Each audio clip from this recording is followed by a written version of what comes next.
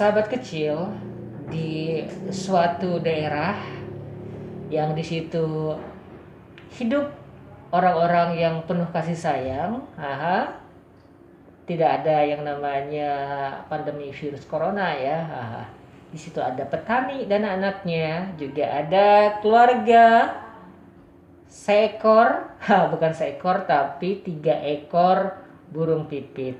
Karena papahnya si Vito sama Pita itu sedang berkelana, mencari uang buat mereka. Oke, siap dengar ceritanya? Siap dong ya. Nah, anak-anak burung pipit Vito sama Pita kemarin mereka masih kecil, masih imut-imut, hanya berada di sarang atau di rumah saja. Dan sekarang mereka udah mulai besar dan sayap-sayap mereka pun mulai kuat untuk terbang kemana-mana ya. Nah, di suatu hari ya, sahabat kecil ya, si Vito sama Vita minta izin sama bundanya untuk pergi jalan-jalan. Bunda, ya anak-anak, hari ini aku sama Dedek Vita mau jalan-jalan, boleh nggak? Boleh, kalian boleh jalan-jalan. Tapi hati-hati jangan jauh-jauh ya. Iya mama. Kemudian si Vito sama Vita terbang, melayang seperti balon udara. Mereka sangat gembira karena udah bisa terbang ya, karena mereka sudah belajar sama bundanya untuk belajar terbang dengan baik dan benar. Sudah punya SIM untuk terbang ya. Oke, kemudian Vito ngajakin dedeknya Vita, "Dek, kita kesana yuk. Sepertinya indah sekali pemandangannya." "Ya kakak, tapi jangan cepet-cepet ya kak. Nanti aku ketinggalan." Kayak gitu Vita bilang pada kakaknya. Oke, ternyata si Vito ini karena dia kan anak burung pipit laki-laki dan kuat, dia pun terbang dengan cepat. Terbang cepat sekali. Si Pita pun berteriak-teriak, adik-adik, "Kakak jangan cepat-cepat, aku takut." Bah, ikam nih koler banar. Si Pito terbang dengan cepat dengan kuat. Tidak disangka, tidak diduga, di depannya ada jaring. Wah, adik-adik apa yang terjadi? Si Vito tidak sempat berkelit ataupun mengeram dari kepakan sayapnya. Akhirnya si Vito tersangkut di jaring. Kemudian si Vito berteriak, Tolong, aku tersangkut." Melihat kakaknya tersangkut, Vita pun mendekati kakaknya. "Ayo kak, lepaskan tangan-tanganmu, sayapmu dari itu jaring." "Tidak bisa Vita, ini sangat susah aku lepaskan." Aduh, tiba-tiba adik-adik merasa sakit si Pito karena dia kesleo sayapnya karena dia berusaha untuk melepaskan diri dari jaring itu. Pita pun menangis.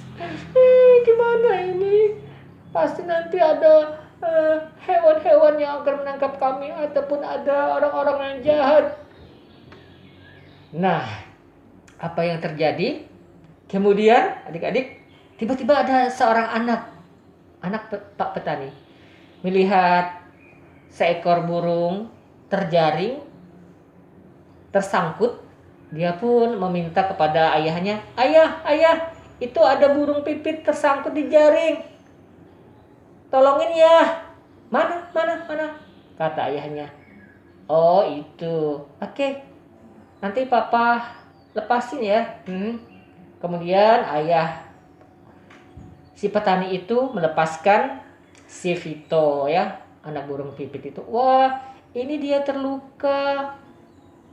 Aduh, kasihan sekali. Bagaimana ayah kalau kita bawa pulang, kita rawat agar dia sehat kembali? Oh boleh. Ayo kita bawa pulang. Kemudian Pak petani dan anak petani itu membawa pulang si Vito ke rumahnya. Kemudian mereka rawat di sana. Si Pita menangis adik-adik. Kakakku ditangkap. Ditangkap. Aku sedih. Kemudian si Pita pulang ke rumah dan melaporkan kepada ibunya. Aku kaget, kata ibunya. Juga gimana ini? Ayo kita menuju ke rumah Pak petani itu. Dan terbanglah Ibu Pipit bersama Vita ya, ibunya Pito ya, menuju ke rumah Pak petani. Dan di sana dia berbicara dengan Pak petani itu. Pak petani, bolehkah anakku dilepaskan? Boleh, kata Pak petani. Tapi saat ini anakmu tidak bisa terbang. Jadi untuk sementara anakmu ini, si Vito ini kami rawat dulu. Kalau dia sudah sehat, sudah bisa terbang, nanti dia bisa kami lepaskan lagi. Oke, terima kasih ya Pak petani, karena kalian telah menolong anakku. Nanti kabarin aku ya kalau dia sudah dilepaskan. Pasti Bu Pipit, kami akan memberitahu kamu. Maka senanglah hati Ibu burung pipit, kita juga, Pak petani dan anaknya juga bahagia banget karena bisa menolong si Vito yang tersangkut dan terluka kesleo sayapnya ya. Oke. Akhirnya hari berganti hari, si Vito pun sudah sembuh. Dia pulang, kumpul kembali dengan bunda dan adiknya Vita. Demikian ceritanya dongengnya hari ini. Tentang Vito yang tersangkut di jaring. Direngge ya. Nah, hikmah ceritanya hari ini apa ya? Pertama, harus tolong menolong kembali ya, dengan siapapun, dengan manusia, dengan hewan. Kemudian ya kalau bermain itu hati-hati ya. Kalau bermain harus hati-hati ya. Oke.